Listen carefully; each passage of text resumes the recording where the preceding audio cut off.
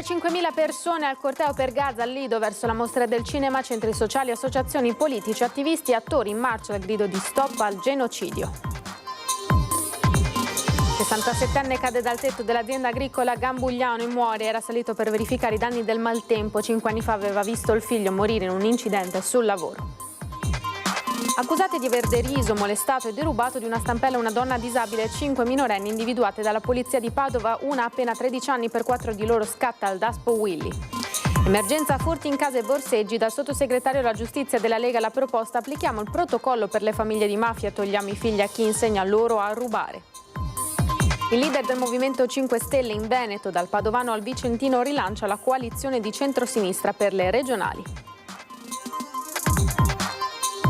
Lavoro e crisi, mancano operai specializzati, l'allarme della CGIA di Mestre. In Veneto la metà dei 127.000 nuovi posti di lavoro disponibili nei prossimi mesi potrebbe non essere occupata.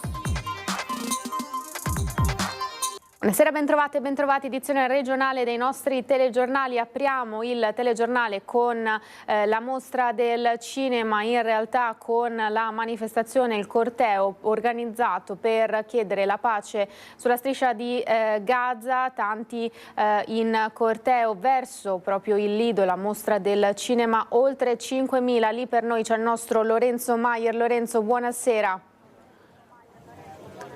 Buonasera Edi, a te e ai nostri telespettatori. Sì, un fiume di gente è arrivato qui dal piazzale Santa Maria Elisabetta, è sbarcato intorno alle 17, deve ancora arrivare qui. Ci troviamo proprio alle porte della cittadella del cinema, come le immagini di Sandro Ponchio vi stanno facendo vedere. I manifestanti sono tantissimi, un fiume di gente, le prime cifre parlano di circa 5.000 persone e si trovano in questo momento in piazzale Bucintoro, alla fine del Gran Viale. Il corteo si sta muovendo molto lentamente. Allora dobbiamo darvi conto di alcune cose importanti. La prima è una mobilitazione generale, ci sono persone, ci sono manifestanti di ogni estrazione, di ogni convinzione politica, sociale, famiglie, un corteo che si sta muovendo in assoluto ordine e tranquillità,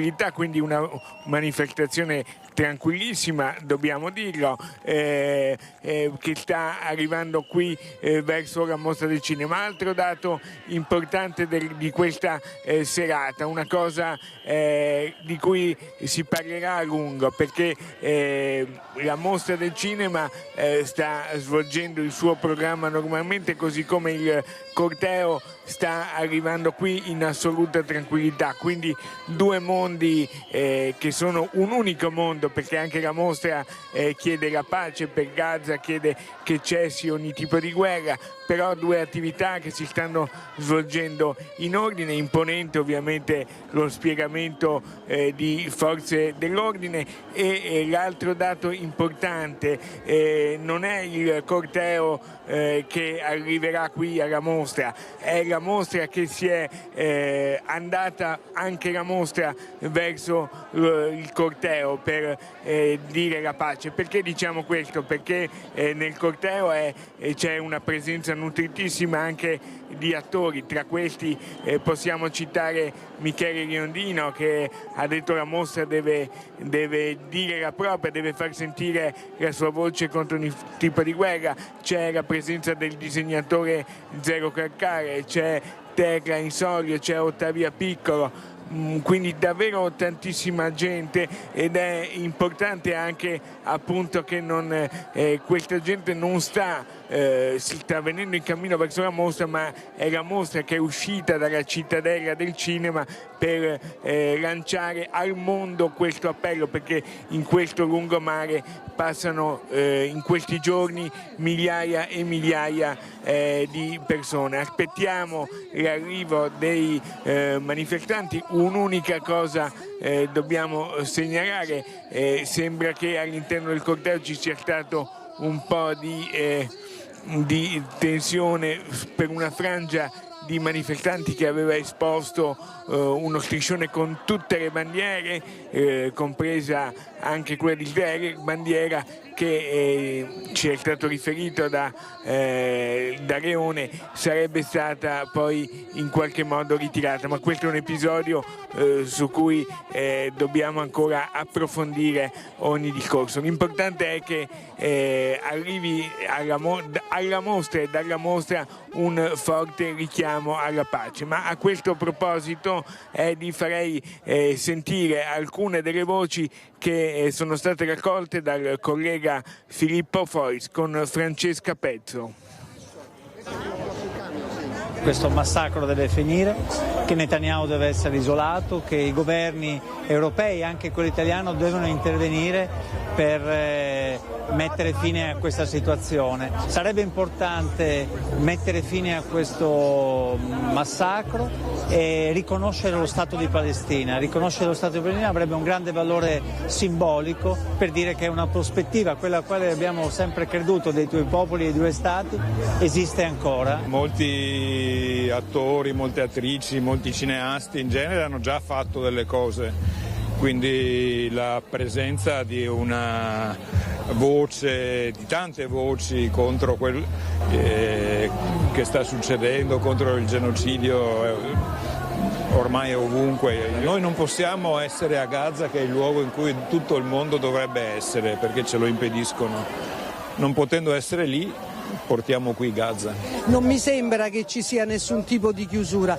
Chiaramente lì succedono delle cose per cui si presentano i film, c'è un'altra cosa, però ci sono un sacco di film che parleranno della Palestina.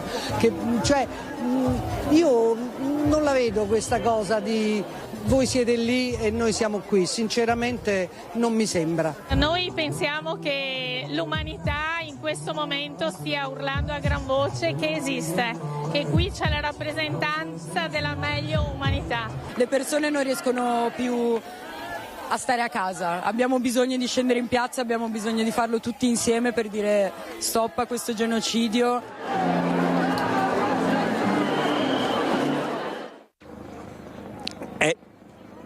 Di un altro dato importante da dire è che parliamo di 5.000 persone circa in corteo, basti pensare che qui a Lido ne vivono 17.000, per cui è un numero davvero imponente. Chiaramente è un numero da tutto il Veneto e probabilmente, sicuramente, anzi anche da fuori Veneto dei manifestanti, perché la mobilitazione, la chiamata alla pace è stata davvero generale.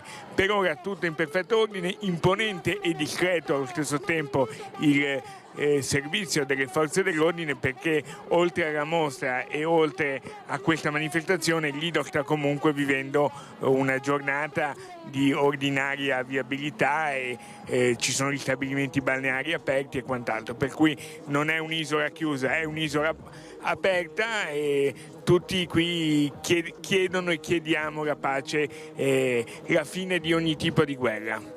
Se hai domande, altrimenti ti restituisco la linea.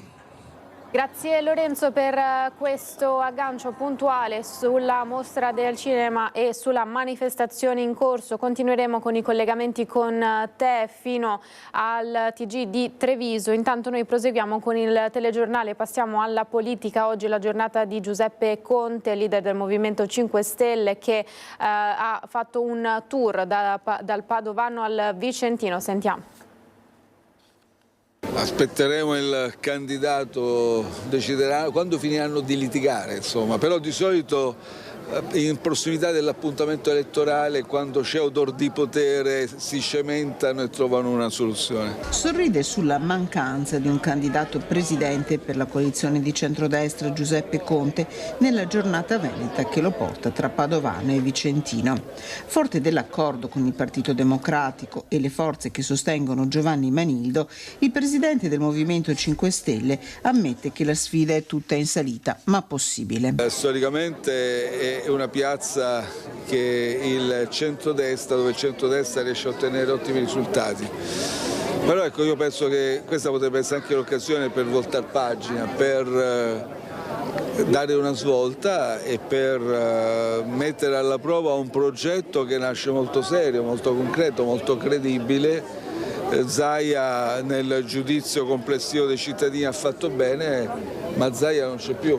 Strizza l'occhio al Veneto delle partite IVA strette tra tasse e burocrazia, ma anche al ceto medio che non arriva a fine mese e, ampliando lo sguardo all'orizzonte internazionale, annuncia che parlamentari, consiglieri regionali e comunali del Movimento 5 Stelle doneranno €1 milione a Gaza. E noi stiamo cercando di dare anche un segnale concreto, non solo sollecitiamo a tutti i livelli politici, istituzionali l'adozione di misure concrete in Italia e in Europa, cosa che ancora non si fa, ma nello stesso tempo come comunità del Movimento 5 Stelle abbiamo ieri votato, gli iscritti hanno votato anche un gesto concreto, €1 milione a favore delle iniziative in particolare che sono state adottate a Global Sumud Flotilla. Sono tantissime imbarcazioni che in questo momento si stanno concretamente dirigendo verso la striscia di Gaza per interrompere l'assedio e squarciare anche il muro del silenzio di chi gira la testa dall'altra parte, dell'indifferenza e anche purtroppo della complicità. Emergenza furti in casa e borseggi, la proposta del sottosegretario Ostellari che è pronta a far discutere. Non è una novità perché il protocollo esiste già ed è applicato ai figli di famiglie mafiose, ma la proposta del senatore leghista Andrea Ostellari, sottosegretario alla giustizia, di togliere i figli alle famiglie che insegnano loro a rubare è destinata a fare discutere. Esiste un protocollo che si chiama Liberi di scegliere che consente di liberare i figli dei mafiosi da quella morsa criminale. Io credo che quel protocollo possa essere utilizzato anche in altri ambiti, laddove le famiglie educano i figli alla illegalità e non alla legalità. Nell'estate di attenzione pickpocket con Venezia che per poche ore ribattezza persino una Calle della Mandola, il sottosegretario Ostellari spiega di essere al lavoro anche su un altro provvedimento, una proposta di legge per superare la riforma Cartabia e rendere perseguibili d'ufficio reati come il furto con destrezza. Nel frattempo ribadisce: insegnare ai propri figli l'illegalità, io credo sia rubare innanzitutto il futuro ai più piccoli e questo noi non lo possiamo accettare più.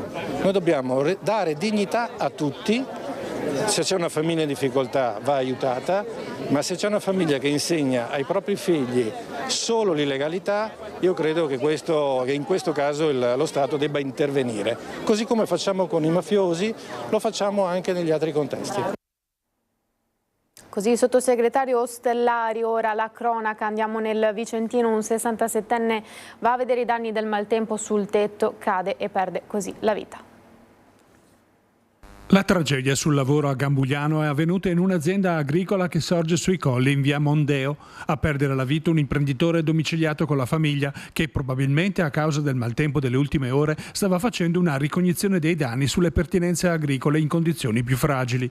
Solo la notte scorsa, poco distante da qui nel comune di Monteviale, una frana aveva costretto 3 famiglie ad evacuare l'abitazione.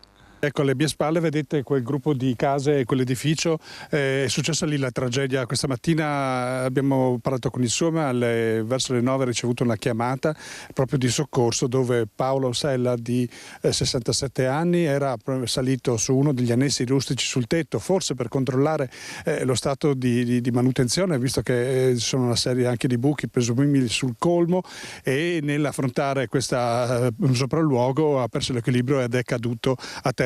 Immediato l'arrivo dei soccorsi inviati dal SUEM, ma ai sanitari sopraggiunti con un'auto medica non è rimasto molto da fare. L'uomo era già morto a causa dei politraumatismi riportati nella caduta. Sul posto presente anche la polizia locale che ha effettuato i rilievi e posto sotto sequestro il capannone come disposto dal magistrato. A vegliare il corpo del 67enne in attesa del nulla osta per la rimozione i familiari e i vicini che si sono chiusi nel riservo nel dolore. Una tragedia che inevitabilmente richiama alla memoria un altro dramma familiare che aveva investito recentemente queste persone. Paolo Sella era il papà di Dennis, un giovane di 32 anni vittima di un altro incidente sul lavoro avvenuto il 21 novembre di 5 anni fa. Padre e figlio erano impegnati negli scavi per la posa di alcuni tubi fognari nel comune di Costa Bissara, quando il terreno rimosso è improvvisamente frenato sul giovane che si trovava all'interno dello scavo. Una disgrazia avvenuta sotto gli occhi del padre, che si era lanciato immediatamente a rimuovere il terreno e a recuperare il corpo schiacciato del figlio, rimasto soffocato e ormai senza vita. Come per il padre oggi, l'intervento dei sanitari si era rivelato purtroppo inutile.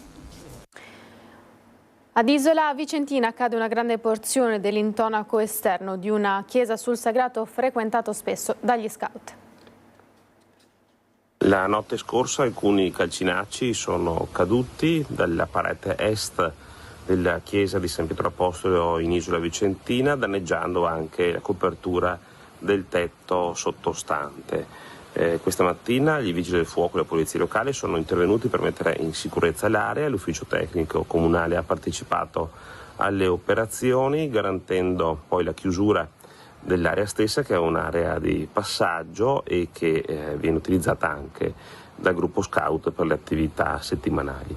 Naturalmente questo è un effetto dei eventi climatici che si sono tenuti nei giorni scorsi, che sono avvenuti nei giorni scorsi e che hanno provocato anche altri problemi nel territorio, come alcuni allagamenti in alcune zone residenziali, soprattutto di Castelnuovo, con preoccupazione, e allagamenti anche di alcuni scantinati. Una situazione sempre più esigente di soluzioni che dovranno essere affrontate sempre con maggiore urgenza nei prossimi mesi.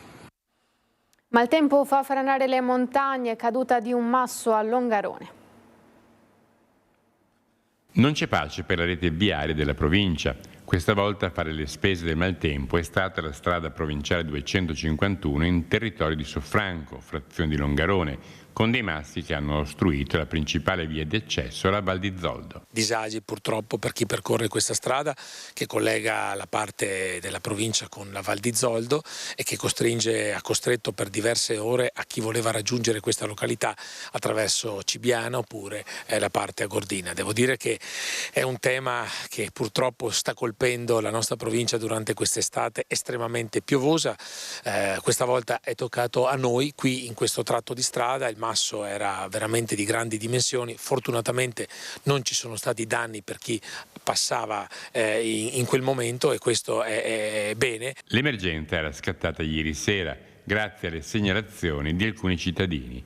Veneto Strade è subito intervenuta e la via è stata chiusa al traffico per essere aperta poi solo nel pomeriggio, lasciando la corsia adiacente alla montagna a fare da contenimento in caso di ulteriori cadute in quello che era rimasto uno dei pochi tratti della 251 a non essere imbrigliato con reti di protezione. La 251 è una strada che negli anni ha avuto diversi problemi, abbiamo investito diversi milioni di euro per metterla in sicurezza in gran parte dei suoi tratti. È una di quelle strade sulle quali dovremo fare degli investimenti importanti ed è quello che auspico, post Olimpiadi. Abbiamo sempre detto che le Olimpiadi hanno sistemato la viabilità nella parte alta della provincia, però adesso gli interventi sulla 251, sulla 203 Gordina e il collegamento con la Pedemontana diventano urgenti altrettanto, e mi auguro veramente che riusciamo insieme a trovare le risorse economiche per questi interventi. La morte di Fatos Cenai a Fontaniva, c'è una svolta sulle indagini. Non un mero incidente di caccia o un semplice, per quanto inquietante, proiettile vagante sparato per errore. Fatos Cenai, l'uomo colpito alla testa l'8 giugno scorso a Fontaniva e morto dopo 3 giorni di agonia, sarebbe stato vittima di un agguato, di un gesto quindi intenzionale, forse una vendetta. Per questo sotto inchiesta c'è un uomo le cui generalità non sono state ancora rese note. L'accusa per lui è quella di omicidio volontario. Il riservo degli inquirenti è massimo, ma gli indagati l'impiegato sta partecipando con il proprio difensore a tutti gli accertamenti richiesti dalla Procura della Repubblica di Padova, dall'autopsia sul cadavere alla perizia balistica portata avanti dai carabinieri del RIS di Parma. Il 59enne di origini albanesi era stato colpito alle spalle, il proiettile lo aveva raggiunto dietro l'orecchio sinistro per poi uscire dal sopracciglio destro. Nell'immediato, vedendolo riverso agonizzante a terra, c'era chi aveva pensato a un malore, addirittura un pirata della strada. Per giorni si è parlato di un giallo, di un vero e proprio mistero. Ora invece la pista è quella della vendetta, del regolamento di conti con gli inquirenti impegnati a individuare un solido movente. Chi voleva dunque uccidere Cenai, ma soprattutto perché l'uomo ex guardia carceraria in Albania era arrivato da pochi anni nel Padovano per raggiungere moglie e figlia, si sta scavando nel suo passato. Accusate di aver deriso e molestato una donna disabile e 5 minorenni individuate dalla polizia di Padova. Tutto è accaduto qui, in via Norma Cossetto, il boulevard davanti alla stazione di Padova. Sono le 10:30 di lunedì scorso. Una donna disabile di origine straniera di 58 anni all'interno di uno dei locali pubblici quando entra nel mirino di 5 giovanissime. Hanno 13, 16, 17 anni.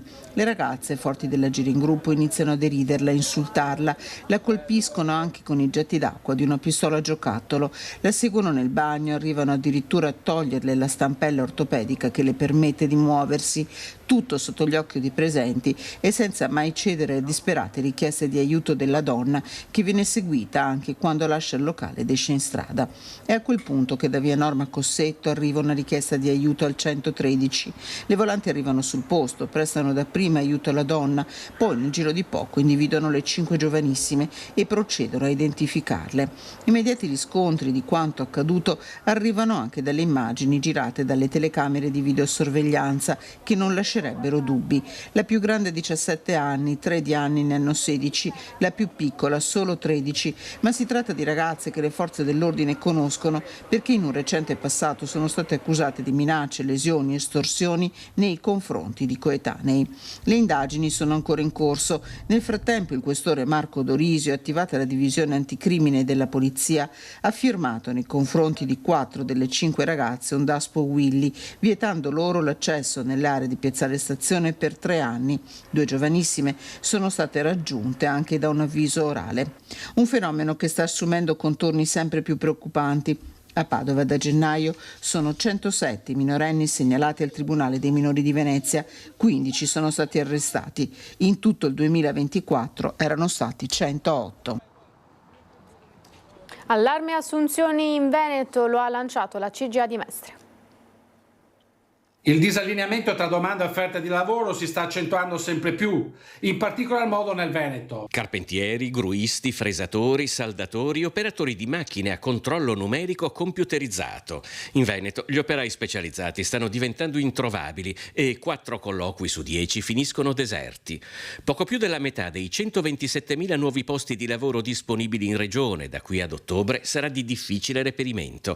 Lo sostiene l'ufficio studi della CGA di Mestre sulla base degli ultimi dati di Unioncamere e del Ministero del Lavoro e delle Politiche Sociali.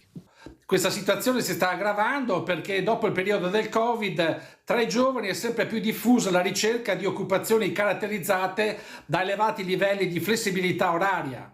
Inoltre, tali candidati mostrano una limitata disponibilità ad accettare incarichi con tempi di lavoro prolungati o condizioni lavorative particolarmente gravose dal punto di vista fisico. Anche altre cause contribuiscono a ridurre la disponibilità di forza lavoro. Innanzitutto la denatalità e l'invecchiamento della popolazione, ma è anche rilevante sottolineare come molti giovani non possiedano le competenze tecniche e professionali richieste, in particolare nel settore manufatturiero, un fenomeno che conferma lo storico divario che persiste tra formazione scolastica ed esigenze del sistema produttivo.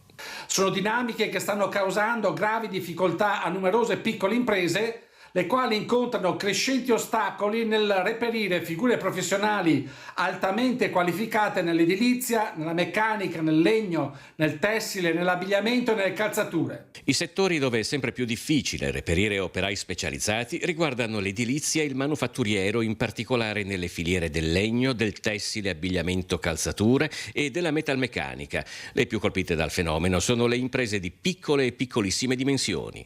Insomma, gran parte dei distretti produttivi veneti sono a rischio tenuta per la carenza di manodopera specializzata. 33 anni fa la morte di Giorgio Perlasca, il comune di Maserà di Padova, dove è sepolto l'uomo giusto delle nazioni che, fingendosi console generale spagnolo a Budapest tra il 44 e il 45, salvò 5.000 ebrei dalla deportazione. L'ho ricordato oggi con la deposizione di pietre d'inciampo in piazza Municipio alla presenza di numerose istituzioni. Si chiude così il telegiornale regionale, grazie per essere stati in nostra compagnia, le previsioni del tempo dopo la sigla, a tutti una buona serata, arrivederci.